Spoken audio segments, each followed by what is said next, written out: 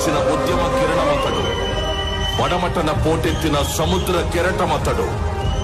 అరాచకాన్ని ఎదిరించిన ధైర్యం, అన్యాయాన్ని ప్రశ్నించిన గళం, ఆపదలో ఆదుకున్న హస్తం.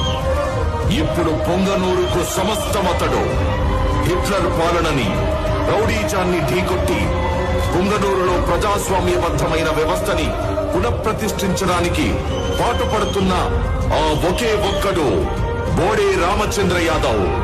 ఓ సామాన్య కుటుంబంలో పుట్టి అంచెలంచెలుగా ఎదిగి తను నడిచొచ్చిన నేలకు ఏదో చెయ్యాలన్న తపనతో తన ప్రాంతం, తన ప్రజలు అన్యాయమైపోతున్నారన్న ఆవేదనతో బీసీవై పార్టీ స్థాపించి తొలి అడుగులతోనే ప్రకంపనాలు సృష్టించి ప్రత్యర్థుల వెన్నులో వణుకు పుట్టిస్తున్నారు రామచంద్ర యాదవ్.